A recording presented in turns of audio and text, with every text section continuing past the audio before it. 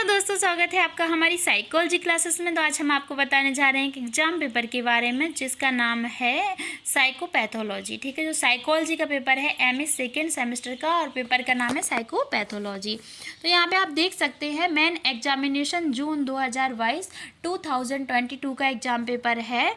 और यहाँ पे आप देख सकते हैं टाइम जो है वो आपको 3 आवर्स का दिया जाता है, और मैक्सिमम मार्क्स आपके हैं 85 और मिनिमम पास मार्क्स हैं वो हैं 29। ठीक है, तो यहाँ पे आप देख सकते हैं सेक्शन ए लिखा हुआ है, और सेक्शन ए में जो है आपका लघु उत्तरीय प्रश्न पूछे जाते हैं, जिन्हें शॉर्ट आंसर टाइप क्वेश्चन कहा जाता है। ठीक है, नोट देखते हैं नोट में क्या लिखा हुआ है। नोट में लिखा हुआ है attempt all 5 question, each question carries 5 marks. 5 × 5 = 25। सभी 5 प्रश्नों के उत्तर दीजिए, प्रत्येक प्रश्न 5 अंक का है। ठीक है, अब यहाँ पे आप देख सकते हैं क्वेश्चन क्या पूछा गया है, देखते हैं। क्वेश्चन जो आपका फर्स्ट क्वेश्चन है वो पूछा गया है, मधुमेह को किस हद तक मनोवैज्ञानिक कारकों द्वारा समझाया जा सकता है।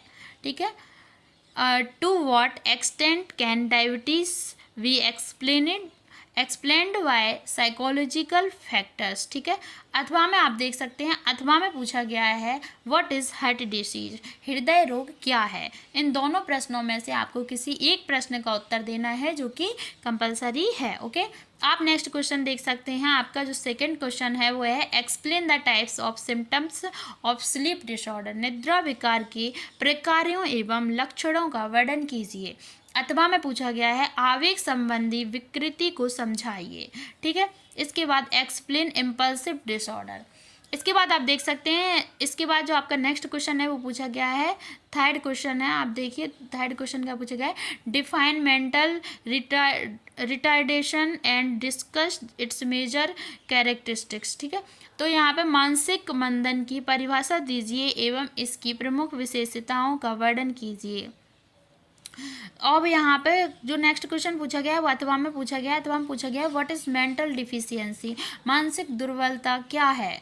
अब यहाँ पे जो नेक्स्ट क्वेश्चन है वो है आपका, देखिए यहाँ पे नेक्स्ट क्वेश्चन जो आपका 4th नंबर का है वो है सामूहिक चिकित्सा का अर्थ बताइए एवं इसके विभिन्न उपचार कारकों का वर्णन कीजिए। ठीक है, तो यहाँ पे आप देख सकते हैं अथवा में भी एक क्वेश्चन पूछा गया है, जो चौथा क्वेश्चन था आपका 4th नंबर का क्वेश्चन था। उसके अथवा में पूछा गया है what is family therapy, explain, परिवार चिकित्सा क्या है समझाइए। ठीक है, इसके बाद आपका आता है 5वां क्वेश्चन। तो 5वां क्वेश्चन क्या है, 5वां क्वेश्चन देखते हैं। 5वां क्वेश्चन है what are the major concept of gestalt therapy, gestalt चिकित्सा के प्रमुख संप्रत्यय क्या हैं। ठीक है, इसके बाद इन्होंने अथवा में भी पूछा है। अथवा में पूछा है अस्तित्ववादी चिकित्सा क्या है, इसके लाभ एवं हानियों का वर्णन कीजिए। ठीक है, तो आपको इन दोनों प्रश्नों में से किसी एक प्रश्न का उत्तर देना है, जो कि कंपलसरी है। दोनों प्रश्नों में से दोनों के उत्तर नहीं देने होते हैं, ऐसा नहीं करना होता है। आपको जिस प्रश्न का उत्तर बहुत अच्छे से आ रहा है उस एक प्रश्न का उत्तर दे सकते हैं। ठीक है, अथवा का मतलब ये होता है। अब यहाँ पे देखिए सेक्शन बी आ गया है। तो सेक्शन बी में आप देख सकते हैं लॉन्ग आंसर टाइप क्वेश्चन दिया गया है, जिन्हें दीर्घ उत्तरीय प्रश्न कहते हैं। और देखिए यहाँ पे नोट आप देख सकते हैं अटेम्प्ट ऑल 5 क्वेश्चन, सभी 5 प्रश्नों के उत्तर दीजिए। अब आप देख रहे होंगे 12 × 5 लिखा हुआ है = 60। वो इसलिए लिखा हुआ है क्योंकि आपका एक प्रश्न है तो 12 अंक का है, आपका 1 क्वेश्चन 12 मार्क्स का है, आपको 5 क्वेश्चन के आंसर देने हैं।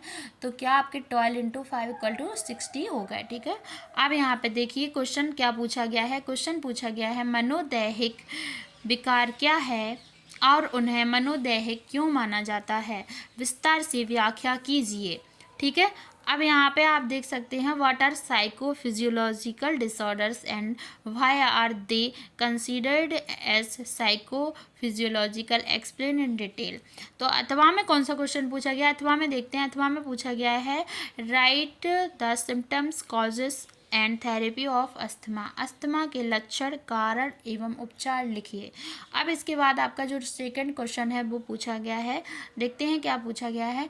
द्रव्य संबंध विकृतियों की एक समुचित कारण तो व्याख्या प्रस्तुत कीजिए और उनके उपचार का एक कार्यक्रम तैयार कीजिए। ठीक है, तो यहाँ पे देख सकते हैं आप, क्वेश्चन पूछा गया present a casual explanation of substance related disorder and prepare a program for its treatment.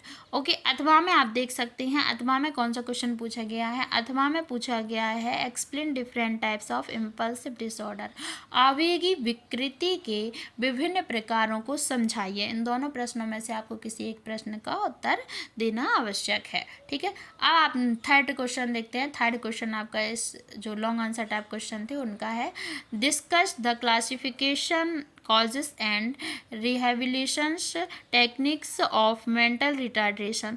अब यहाँ पे देखिए, यहाँ पे मानसिक मंदता के वर्गीकरण, कारणों एवं पुनर्वास प्रविधियों की विवेचना कीजिए। ठीक है, यहाँ पे अब यहाँ पे देख सकते हैं। और अथवा में क्या पूछा गया, अथवा में पूछा गया explain how mentally deficient children are trained, मानसिक दुर्बल बच्चों को कैसे प्रशिक्षित किया जा सकता है, समझाइए। अब यहाँ पे इन दोनों प्रश्नों में से किसी एक का उत्तर देना था। अब आपका आता है फोर्थ नंबर का क्वेश्चन। तो फोर्थ नंबर का क्वेश्चन आप देख सकते हैं। फोर्थ नंबर के क्वेश्चन में पूछा गया है what is behaviour therapy, discuss it's main techniques, merits and demerits. व्यवहार चिकित्सा क्या है, इसकी मुख्य प्रविधियों, गुण एवं दोषों की विवेचना कीजिए। अथवा में पूछा गया है explain in detail group therapy, समूह चिकित्सा को विस्तार से समझाइए। इन दोनों प्रश्नों में से आपको किसी एक प्रश्न का उत्तर देना है जो कि कंपलसरी है। ओके, अब आप आते हैं नेक्स्ट क्वेश्चन पे, जो कि आपका पांचवा प्रश्न है। पांचवा प्रश्न है, इसको ध्यान से देखिएगा। देखो क्वेश्चन जो है वो थोड़ा बड़ा है, इसलिए ध्यान से देखिएगा।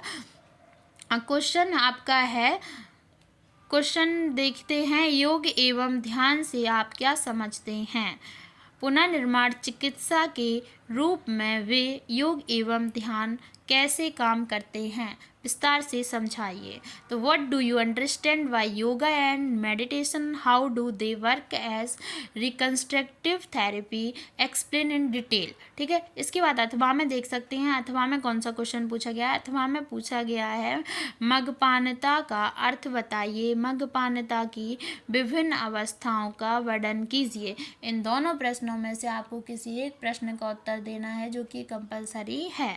तो आशा करते हैं आप सभी को समझ में आ गया होगा। मैंने एग्ज़ाम से रिलेटेड काफ़ी सारी जानकारी आपके साथ शेयर की है, आपको बताया है किस तरीके का क्वेश्चन आता है, कितने नंबर के क्वेश्चन आते हैं, कितने क्वेश्चन आते हैं और किस तरीके का जो एग्ज़ाम पेपर है बनाया जाता है।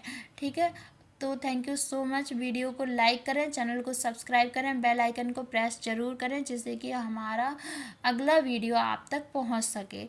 वीडियो को शेयर करना बिल्कुल ना भूलें। Thank you.